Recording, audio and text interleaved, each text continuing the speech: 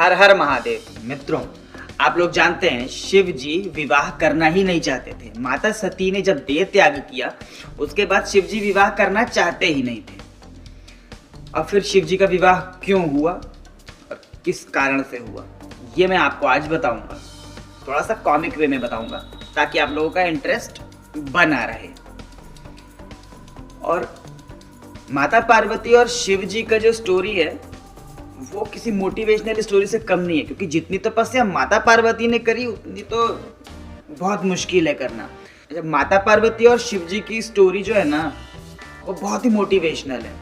और जब हमारे सनातन में इतनी मोटिवेशनल स्टोरीज हैं तो क्यों ही कुछ और सुनना। तो चलो आपको सुनाते हैं शिव पुराण की रुद्र संहिता के तृतीय खंड से ये एक बहुत ही रोचक कथा। लेकिन उससे पहले वीडियो को लाइक कर लेना, चैनल को सब्सक्राइब कर लेना, क्योंकि हमारा उद्देश्य आपको सनातन और अध्यात्म से जोड़ने का है। एक राक्षस था ताड़कासुर। ताड़कासुर ने अपने अत्याचारों से कोहराम मचा रखा था। उसने पूरी सृष्टि जीत ली, स्वर्ग जीत लिया और इंद्र को और बाकी देवताओं को बोला, कल्टी बोरिया बिस्तर बांधो, निकलो। अब इंद्र से तो कैसे भी करके बर्दाश्त हो नहीं रहा था। इंद्र को चाहिए था अपना राज्य वापस, और ताड़कासुर को वरदान था, तो ताड़कासुर को कोई मार नहीं पा रहा था। ताड़कासुर को वरदान के कारण मार सकता था केवल शिव जी का पुत्र, और शिव जी तो वैरागी। माता सती के देह त्याग करने के बाद शिव जी ने तो पूरी तरीके से वैराग्य धारण कर लिया और शादी का विचार पूरी तरह से मन से बाहर निकाल दिया। उधर माता पार्वती शिव जी के लिए तपस्या कर रही थी। उनको शिव जी ही चाहिए थे पति रूप में, भयंकर तपस्या, लेकिन शिव जी ध्यान ही नहीं दे रहे थे कि माता पार्वती तपस्या कर रही है उनके लिए।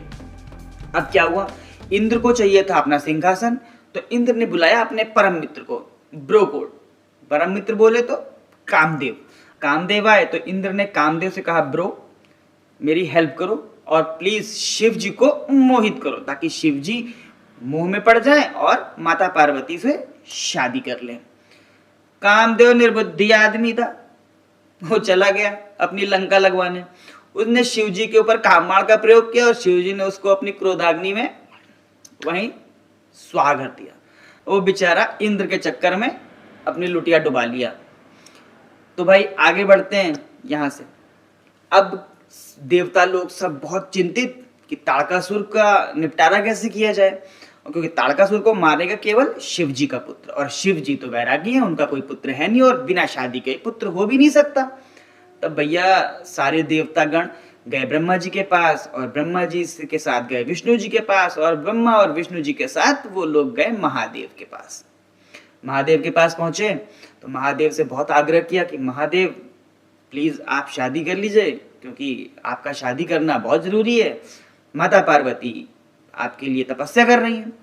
इधर पार्वती जी तपस्या कर रही है। पार्वती जी को तपस्या करते हुए 3000 वर्ष हो गए, ऐसा शिव पुराण में लिखा हुआ है, मैं अपने मन से नहीं बता रहा हूं। तो 3000 सालों तक जब पार्वती जी ने तपस्या कर ली और शिव जी किसी भी तरीके से उनके प्रभाव में नहीं आए, शिव जी ने उनको कोई वरदान नहीं दिया, कोई दर्शन नहीं दिया। फिर उसके बाद ब्रह्मा और विष्णु जी फिर देवताओं के साथ गए और उन्होंने कहा कि प्रभु ताड़कासुर का वध सिर्फ और सिर्फ आपके पुत्र के हाथों ही हो सकता है, और इसके लिए आपको विवाह करना अनिवार्य है। बिना आपके विवाह के पुत्र नहीं उत्पन्न हो सकता, और बिना पुत्र के उत्पन्न हुए ताड़कासुर का वध नहीं हो सकता, और बिना ताड़कासुर के वध हुए इस सृष्टि को उसके अत्याचारों से मुक्ति नहीं मिल पाएगी। तब शिव जी ने सोचा कि ताड़कासुर के वध के लिए मुझे ये करना ही पड़ेगा। फिर शिव जी ने सप्तऋषियों को भेजा माता पार्वती की परीक्षा लेने के लिए, और माता पार्वती उस परीक्षा में उत्तीर्ण हो गए। शिव जी इससे भी सेटिस्फाई नहीं हुए। फिर शिव जी स्वयं पहुंचे माता पार्वती के पास ब्राह्मण का वेश लेकर के, और शिव जी ने माता पार्वती को अपने ही बारे में बहुत उल्टी सीधी बातें सुनाई। लेकिन माता पार्वती तो दृढ़ निश्चय करके बैठी थी कि उनको शिव जी से ही शादी करनी है।